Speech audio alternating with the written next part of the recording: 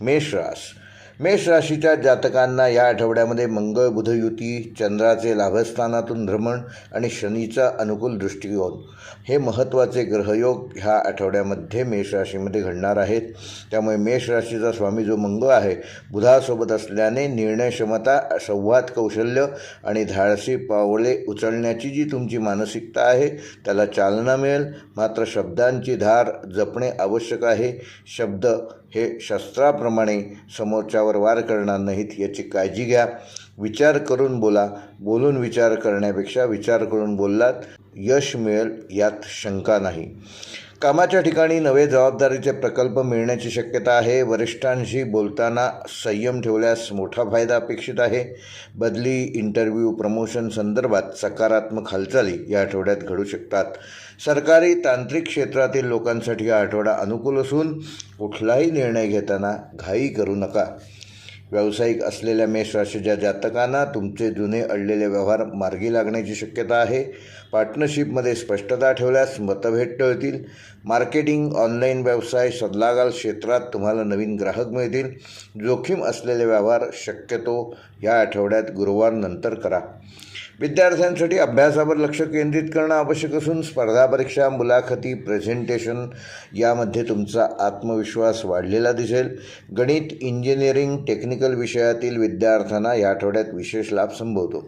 आळशीपणा व मोबाईलचा अतिरेक टाळल्यास तुम्ही चांगले यश मिळवू शकाल. वैवाहिक जीवन व प्रेमसंबंधामध्ये तुमचे संवाद सुधारण्याची संधी असून जोडीदाराचा भावनिक आधार मिळेल. प्रेमसंबंधात थोडी ईर्ष्या किंवा गैरसमज संभवू शकतात, तेव्हा शांतपणे बोला. अविवाहितांसाठी जुनी ओळख नव्या वळणावर तुम्हाला नेऊन ठेवू शकते, पण कुठलाही निर्णय घेताना समोरच्या व्यक्तीचा स्वभाव जाणल्याशिवाय कुठलाही निर्णय घेऊ नका. आर्थिकदृष्ट्या उत्पन्नाचे नवीन स्रोत ह्या आठवड्यामध्ये तुम्हाला प्राप्त होण्याची शक्यता असून खर्च वाढलेला असला, गरजा वाढलेल्या असल्या तरी नियोजनबद्ध व आवश्यक खर्चावर नियंत्रण ठेवल्यास तुम्ही नक्कीच 4 पैसे ह्या आठवड्यात वाचवू शकाल. गुंतवणुकीसाठी तज्ज्ञांचा सल्ला जरूर घ्या. कुठल्याही प्रकारची शॉर्ट टर्म गुंतवणूक ह्या आठवड्यात टाळा. लाँग टर्म गुंतवणूक करू शकता. उधारी दिली असल्यास ते परत मिळण्याचे संकेत या आठवड्यात मिळू शकतात. आरोग्यदृष्ट्या मेष राशीच्या जातकांना या आठवड्यामध्ये डोकेदुखी, रक्तदाब व पित्तासंबंधित त्रास जाणवू शकतात, तेव्हा वेळेवर झोप घ्या, भरपूर पाणी प्या, रोज हलका व्यायाम करा आणि प्राणायाम आणि योग करा.